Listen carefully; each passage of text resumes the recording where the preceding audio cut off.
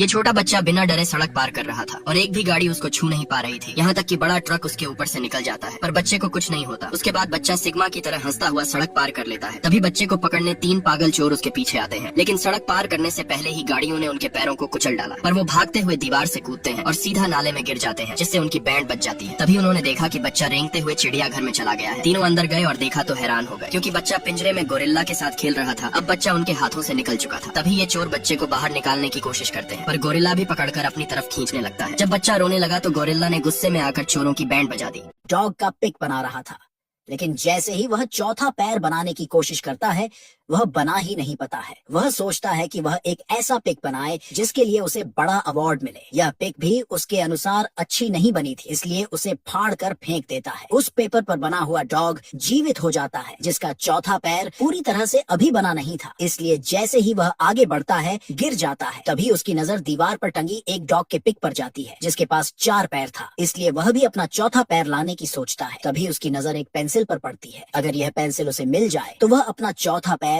आराम से बना सकता है। वह उस पेंसिल की तरफ धीरे धीरे बढ़ने लगता है। वह पेंसिल के पास तो पहुंच जाता है, पर पेंसिल बहुत ही ज्यादा ऊंचाई पर थी, इसलिए वह उस पेंसिल के पास पहुंचने की कोशिश करता है, फिर भी नहीं पहुंच पाता है। तभी उसे एक आइडिया आता है। वह अपने आइडिया अनुसार पेपर को चारों तरफ फैलाने लगता है और उसे एक इंसानी रूप दे देता है, और देखते ही देखते उसमें जान भी आ जाता है। डॉग उसे सब कुछ समझा देता है कि उसे पेंसिल को किसी तरह हासिल करना है। कागज का बना पुतला मेज पर चढ़ने लगता है। तभी आर्टिस्ट के हाथ से पेंसिल का मग नीचे गिर जाता है, जिस वजह से सारी पेंसिल उसकी तरफ गिरने लगती है, पर वह किसी तरह बच जाता है। तभी आर्टिस्ट उस पेंसिल को उठाकर यूज करने लगता है, जिसे डॉग लेने अपने दोस्त के साथ गया था। पुतला जीज मग के पीछे छुपा हुआ था। उसी मग को आर्टिस्ट उठाकर चाय पीने जाता है। यह मौका देखकर पुतला पेंसिल को लेने की कोशिश करता है, पर नीचे गिर जाता है। आर्टिस्ट जैसे ही अपना सिगरेट बुझाने जाता है, वह पुतले से टच हो जाता है, जिस वजह से उसके शरीर में आग लग जाता है, और अब ऐसा लगता है कि पुतले के साथ साथ डॉग भी जलकर राख हो जाएगा। लेकिन तभी डॉग किसी तरह उस पुतले को गिरे हुए चाय पर धक्का दे देता है, जिस वजह से आग बुझ जाता है और इन दोनों की जान बन जाती है। पुतला अपने जले हुए कालिक से कुत्ते का चौथा पर बना देता है, जिस वजह से कुत्ता बहुत ही खुश होता है। इस लड़के को एहसास होता है कि ये अपने वीडियो गेम में जा सकता है, इसलिए वो बिना कुछ सोचे समझे उसमें कूद जाता है। तभी उसका दोस्त ये देखकर चौंक जाता है और उसे वापस आने को बोलता है, लेकिन तभी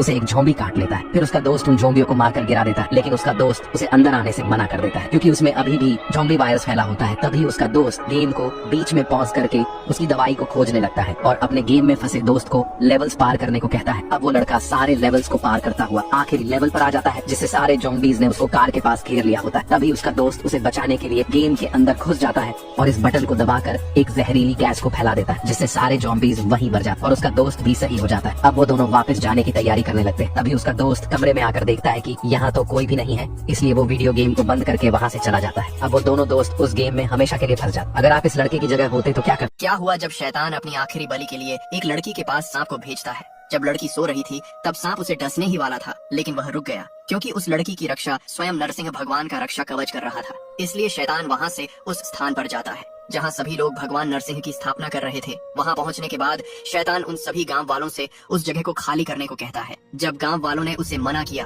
तो वो शैतान अपने सभी राक्षसों के साथ गांव वालों पर हमला कर देता है। तब उन सभी गांव वालों को बचाने के लिए एक आदमी बीच में आता है, जो नरसिंह भगवान का बहुत बड़ा भक्त था। उसने अकेले ही कई राक्षसों को धूल में मिला दिया। उसी बीच शैतान ने उस आदमी पर पीछे से वार करके उसे घायल कर दिया कि तभी उसे अपने पास भगवान नरसिंह की मूर्ति दिखाई दी। इसलिए उसने उस मूर्ति से ही उस शैतान के सर पर मार दिया, जिससे शैतान का सर फट जाता है। जब शैतान ने पीछे मुड़कर देखा तो वहाँ उस आदमी की पत्नी भी खड़ी थी, जिसके गर्भ में स्वयं भगवान नरसिंह पल रहे थे। इसलिए शैतान ने अपने सभी साथियों से कहकर उस महिला को मार डालने को कहा, लेकिन उसके पति ने सभी को रोक लिया और अपनी पत्नी को वहाँ से भाग जाने को कहा। अब कैसे बचाएंगे भगवान नरसिंह उस महिला की जान? एक आदमी ने मछलियों की जान बचाने के लिए कचरा प्रशांत महासागर में फेंक दिया, लेकिन जैसे ही वह दूसरा कचरे का बैग फेंकने जा रहा था, तभी पनडुब्बी का डाइविंग अलार्म बज उठा। ये देख आदमी ने जल्दी से कचरा फेंक कर भागने की कोशिश, लेकिन गलती से वह कचरे से टकराकर गिर गया। उसके साथियों ने तुरंत निगरानी टावर से छलांग लगाई और पनडुब्बी का दरवाजा बंद कर दिया, लेकिन तब तक पनडुब्बी आधा नीचे जा चुकी थी। ये देख पनडुब्बी चालक तेजी से निगरानी टावर पर चढ़ा और हैच पर बार बार दस्तक देने लगा। उसी वक्त कप्तान को खटखटाने की आवाज सुनाई। कप्तान ने फौरन पनडुब्बी को ऊपर लाने का आदेश दिया, लेकिन तब तक बहुत देर हो चुकी। समुद्र का पानी टावर तक पहुंच चुका था। पनडुब्बी रुक नहीं रही थी और लगातार नीचे जा रही थी। पनडुब्बी चालक जान बचाने की उम्मीद टावर के सबसे ऊपर चढ़ गया। जब पनडुब्बी लगभग पूरी तरह डूबने वाली थी, तभी उसमें से कुछ पानी बाहर निकला और वो धीरे धीरे फिर ऊपर सतह पर आ गई।